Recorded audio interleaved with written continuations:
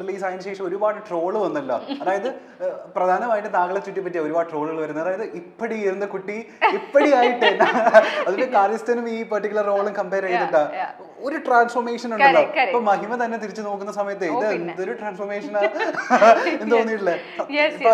ഞാൻ ആദ്യ സിനിമയിൽ കാര്യസ്ഥനിൽ അഭിനയിക്കുന്ന സമയത്ത്, ഞാൻ 10th കഴിഞ്ഞേക്കുന്ന സമയത്താണ് ഞാൻ കാര്യസ്ഥനിൽ അഭിനയിക്കുന്നത്. So I was very young. എനിക്ക് സിനിമ ബാക്ക്ഗ്രൗണ്ടിൽ ഇങ്ങനെ സിനിമയിൽ ആരും ഇല്ല, അങ്ങനെ ബാക്ക്ഗ്രൗണ്ട് ഒന്നും ഇല്ലാത്തിരിക്കുന്ന സമയത്ത് ഐ വാസ് വെരി ന്യൂ. സിനിമയിൽ അഭിനയിക്കണം എന്നുള്ളൊരു ആഗ്രഹം അല്ലാതെ എനിക്ക് ഒന്നും അറിഞ്ഞൂടാ, ABCD പോലും അറിഞ്ഞൂടാ. That is how it started off. അതിനുശേഷം കാര്യസ്ഥന് ശേഷം ഞാനൊരു തമിഴ് സിനിമ ചെയ്തു. പിന്നെ എന്ത് പറ്റിയെന്ന് വെച്ചാൽ ഞാൻ തമിഴിൽ ആദ്യം ചെയ്ത സിനിമ എന്ന് പറയുന്നത് ഒരു പക്ക ഒരു വില്ലേജ് ഗെറ്റപ്പിലൊക്കെ ഉള്ള ഒരു സിനിമയായിരുന്നു. എണ്ണയൊക്കെ തേച്ച് അങ്ങനെയൊക്കെ ഒരു ഗെറ്റപ്പിലുള്ള ഒരു സിനിമയായിരുന്നു. അപ്പൊ അതിനുശേഷം എനിക്ക് തമിഴിൽ വന്ന സിനിമകളും തന്നെ എല്ലാം അതേ ഒരു കൈൻഡ് ഓഫ് സിനിമാസ് ആയിരുന്നു. അതെ, ഒരു വില്ലേജ് ക്യാരക്ടർ തന്നെയായിരുന്നു. എനിക്കൊന്ന് വെരി റീസെന്റ് അണ്ടിൽ ഒരു 2 years മുൻപ് വരെയുള്ള ഞാൻ ചെയ്ത സിനിമകളെല്ലാം അങ്ങനെയുള്ള സിനിമകളാണ്.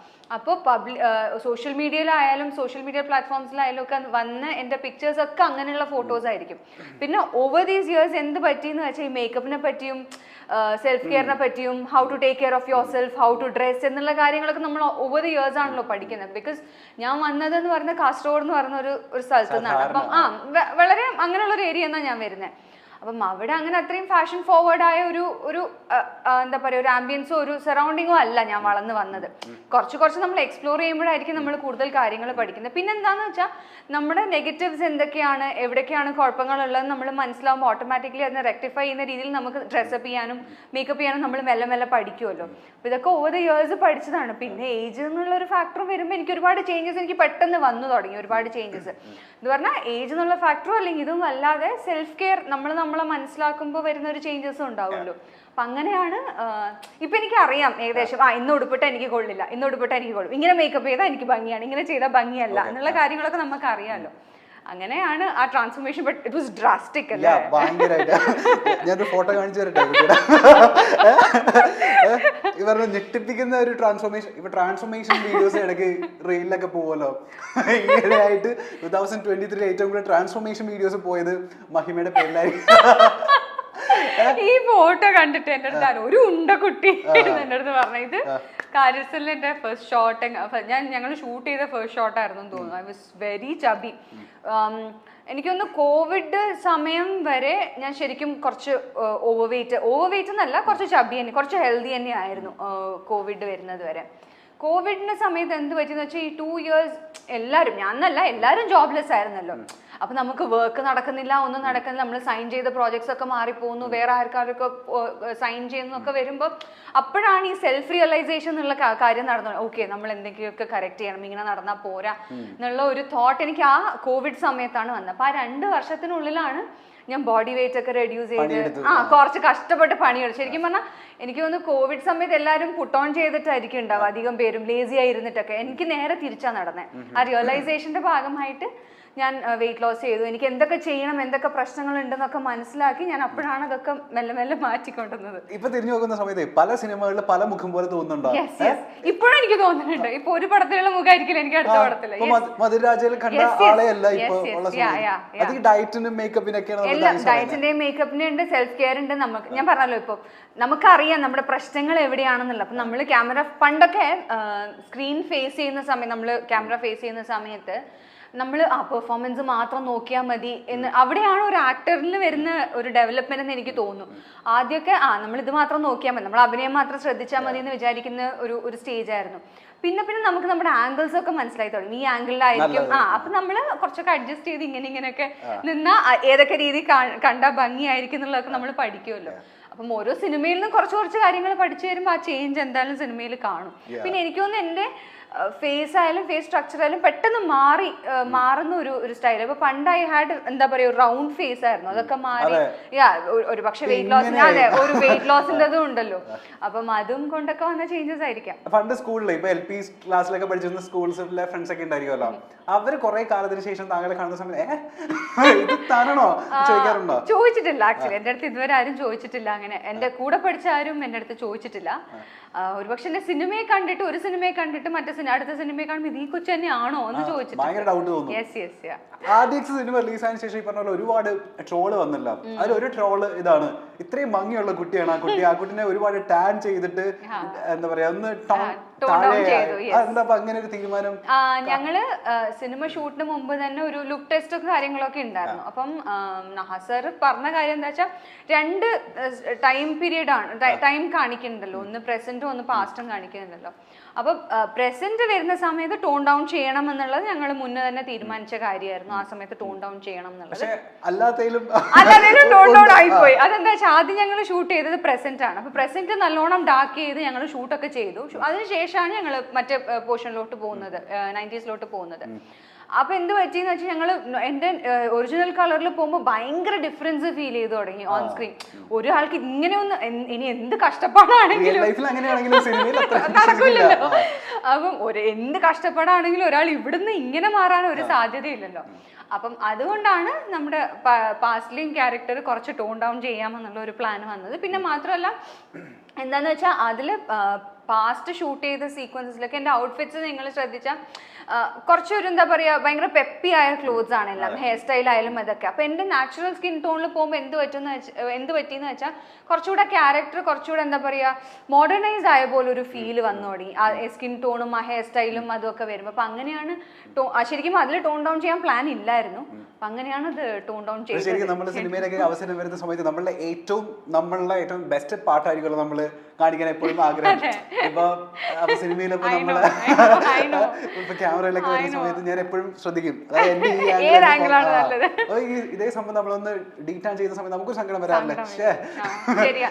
ഇത് ലുക്ക് ടെസ്റ്റ് ചെയ്യുന്ന സമയത്ത് തന്നെ ഞാൻ ചോദിച്ചായിരുന്നു വേണോ എന്ന്. അപ്പൊ എടുത്തു നല്ല മഹിമ ഈ പോർഷൻ നമുക്ക് ചെയ്യുമ്പോൾ ഇതിങ്ങനെ വേണം എന്ന് പറഞ്ഞിട്ട് ആ പോർഷൻ ഞങ്ങൾ അങ്ങ് ഷൂട്ട് ചെയ്ത് ഭയങ്കരമായിട്ട് അങ്ങ് കറപ്പിച്ചപ്പോൾ ഞാൻ രാവിലെ പോയി ചോദിച്ചത് എന്താണ്, ഫസ്റ്റ് ഡേയും കൂടെ ആണല്ലോ എൻ്റെ. അപ്പം ഫസ്റ്റ് ഡേ ആയതുകൊണ്ട് എനിക്ക് അധികം ഇതിനോട്ട് അങ്ങ് കോൺസെൻട്രേറ്റ് ചെയ്യാതെ ഞാൻ ഞങ്ങൾക്ക് ആദ്യം ഷൂട്ട് ചെയ്ത സീൻ എന്ന് പറഞ്ഞാൽ ക്യാൻറ്റീനിൽ ഞാനും ഷെയ്നും ഇരുന്ന് സംസാരിക്കുന്നതാണ്.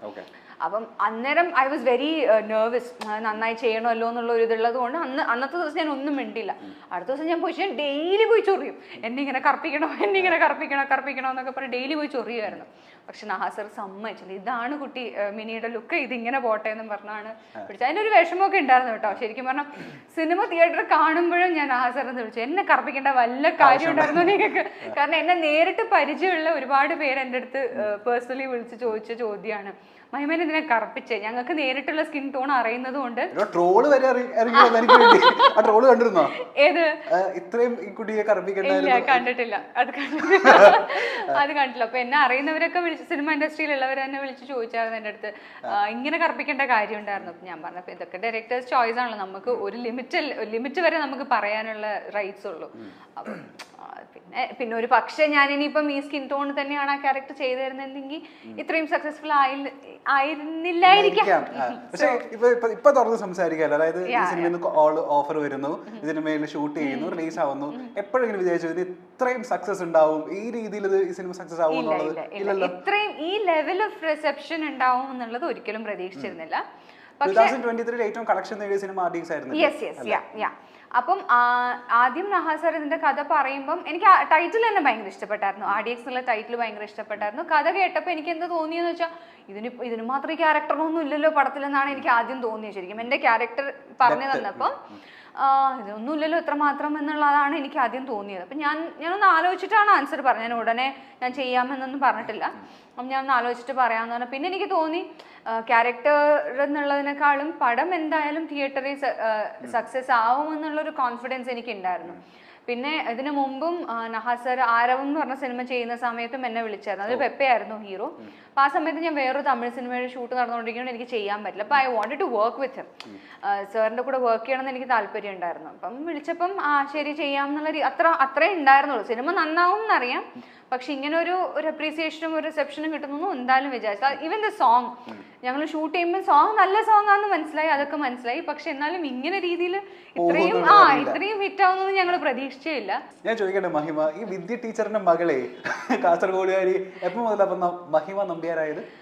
എന്റെ ശരിക്കുള്ള പേര് ഗോപിക എന്നാണ്. Gopika. No it's Gopika Palat. So it's Gopika PC, Gopika Palat Chirakkara വീട്ടിൽ. അതാണ്. അപ്പൊ ഞാൻ ആദ്യത്തെ തമിഴ് സിനിമ ഞാൻ കാരസ്ഥൻ ചെയ്യുന്ന സമയത്ത് ഗോപിക തന്നെയായിരുന്നു പേര്.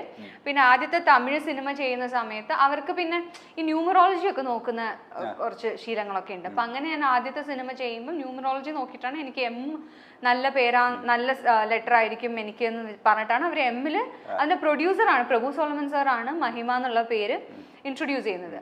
അത് കഴിഞ്ഞിട്ട് പിന്നെയും ന്യൂമറോളജി നോക്കിയിട്ട് പറഞ്ഞു 2 പേരുണ്ടെങ്കിൽ ഗ്രോത്ത് നല്ലതായിരിക്കും കരിയറിന് എന്ന് പറഞ്ഞിട്ടാണ് എൻ്റെ അടുത്ത് ഒരു പേരും കൂടെ വെക്കാൻ പറഞ്ഞത്. അങ്ങനെയാണ് നമ്പ്യാർ എന്നുള്ള പേര് വരുന്നത്.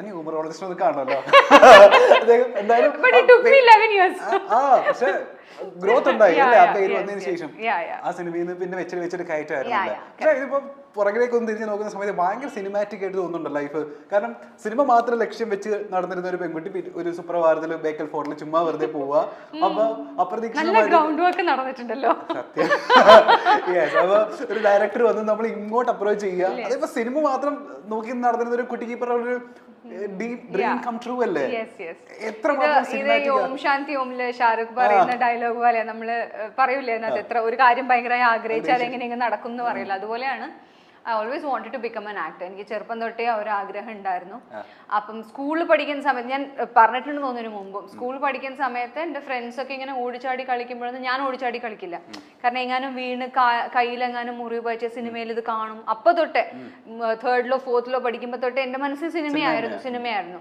പക്ഷെ അമ്മ ടീച്ചറാണ്, അച്ഛൻ എഞ്ചിനീയറാണ്. അപ്പം എഡ്യൂക്കേറ്റഡ് ഫാമിലി ആയതുകൊണ്ട് എഡ്യൂക്കേഷൻ കമ്പൽസറി ആയിരുന്നു വീട്ടിൽ. അതെന്തായാലും പഠിക്കണം എന്നുള്ള നിർബന്ധം. So I had no like എങ്ങനെ പോകണം എന്ത് ചെയ്യണം എന്നൊന്നും അറിയില്ലായിരുന്നു. അപ്പം വളരെ യാദൃശ്ചികമായിട്ടാണ് ഇങ്ങനെ ബേക്കൽ ഫോർട്ടിൽ ഞങ്ങൾ ഫാമിലിയുടെ കൂടെ പോകുന്ന സമയത്ത് ഒരു ഡയറക്ടർ വന്ന് കാണുക. അവിടെ ലൊക്കേഷൻ കാണാൻ വന്ന ഒരു ഡയറക്ടർ പുള്ളിക്കാരൻ്റെ സിനിമയിലോട്ട് വിളിക്കുന്നത്, സിസ്റ്റർ റോൾ ചെയ്യാൻ വേണ്ടിയിട്ടാണ് വിളിക്കുന്നത്. അപ്പം അങ്ങനെ എൻ്റെ 10th എക്സാം കഴിഞ്ഞിട്ട് വരാമെന്ന് ഞാൻ പറയുന്നു. എൻ്റെ 10th എക്സാം കഴിഞ്ഞിട്ട് ഞാൻ പോയപ്പം ഷൂട്ട് സ്റ്റാർട്ട് ചെയ്യുന്ന സമയത്ത് അതിൻ്റെ ക്യാമറാമാൻ സാറാണ് എൻ്റെ അടുത്ത് പറയുന്നത്. ഒരു മലയാളിയായിരുന്നു പുള്ളിക്കാരൻ. It was A Tamil film. Cameraman എൻ്റെ അടുത്ത് പറയുന്നു, പിന്നെ സ്റ്റാർട്ട് ചെയ്യാൻ പോലെ ഡെബ്യൂ അല്ലേ, കുറച്ചുകൂടെ നല്ല ക്യാരക്ടറിൽ സ്റ്റാർട്ട് ചെയ്താൽ അത് എങ്ങാനും 1 ദിവസം 2 ദിവസം എങ്ങാനുള്ള സീനായിരുന്നു ആ ക്യാരക്ടറിന്.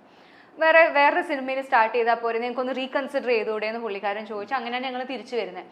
പിന്നെ അവിടുന്ന് എൻ്റെ ഫോട്ടോ കണ്ടിട്ടാണ് കാര്യസ്ഥലിലോട്ട് ആരോ അയച്ചു കൊടുക്കുന്നതും കാര്യസ്ഥലിൽ ഞാൻ വരുന്നതും. കാര്യസ്ഥൽ എൻ്റെ ഫോട്ടോ ആണ് പിന്നെ തമിഴിൽ സാട്ടെ എന്ന് പറയുന്ന സിനിമയിലേക്ക് അയച്ചു കൊടുക്കുന്നത്. അപ്പം ഇറ്റ് ജസ്റ്റ് ഹാപ്പൻഡ്. ഞാനായിട്ട് പോയിട്ട് എവിടെയും ഓഡിഷൻ കൊടുക്കുകയോ ട്രൈ ചെയ്യേണ്ടോ എനിക്ക് വന്നിട്ടില്ല. ഫസ്റ്റ് എൻ്റെ തമിഴ് സിനിമ സാട്ടെ എന്ന് പറഞ്ഞ സിനിമ റിലീസ് ആയപ്പോൾ തന്നെ I started getting good opportunities from Tamil. അപ്പം എനിക്ക് അങ്ങനെ ഒരു എവിടെയും പോയി ഒരുപാട് കഷ്ടപ്പെട്ട് സ്ട്രഗിൾ ചെയ്യേണ്ടി വന്നിട്ടില്ല. നമ്മൾ ആഗ്രഹിച്ച കാര്യം I very badly wanted to become an actor. അപ്പം അത് ദൈവം സഹായിച്ചു.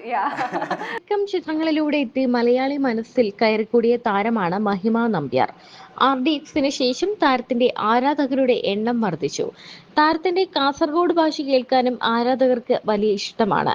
ഉണ്ണിമുകുന്ദന്റെ ജയ് ഗണേഷ് ആണ് നടിയുടേതായി പിന്നീട് ഏറ്റവും ഒടുവിൽ പുറത്തിറങ്ങിയ ചിത്രം. തന്റെ പേരിനൊപ്പം നമ്പ്യാർ വന്നതിനെ പറ്റി മഹിമ പലപ്പോഴും തുറന്നു പറഞ്ഞിട്ടുണ്ട്. അമ്മ ടീച്ചറായിരുന്നു, അച്ഛൻ മറ്റൊരു പ്രൊഫഷനും. അതുകൊണ്ട് തന്നെ തനിക്ക് ടീച്ചറാകാൻ വലിയ താല്പര്യമില്ലായിരുന്നു. ഡോക്ടർ ആകാനായിരുന്നു തനിക്ക് താല്പര്യം, അല്ലെങ്കിൽ എഞ്ചിനീയർ ആകാൻ. ഗോപിക എന്നായിരുന്നു തന്റെ പേരെന്ന് മുൻപ് പല അവസരങ്ങളിലും നടി തുറന്നു പറഞ്ഞിരുന്നു. എന്നാൽ ഇത് ആദ്യമായിട്ടാണ് താൻ എങ്ങനെ മഹിമ നമ്പ്യാർ ആയി എന്നതിനെ പറ്റി താരം വെളിപ്പെടുത്തിയത്. ഇപ്പോഴും റെക്കോർഡിക്കലി തന്റെ പേര് ഗോപിക PC എന്ന് തന്നെയാണ്. പാലക്കാട്ട് ചിറകര വീട്ടിൽ ഗോപിക. വലിയ പേരാണ്. തന്റെ അടുത്ത് ഉണ്ണിയും പറഞ്ഞു ഭയങ്കര വെയിറ്റുള്ള പേരാണ് മഹിമ നമ്പ്യാർ എന്ന്. കാര്യസ്ഥനായിരുന്നു തന്റെ ആദ്യ പടം. അതിൽ ഗോപിക തന്നെയാണ്.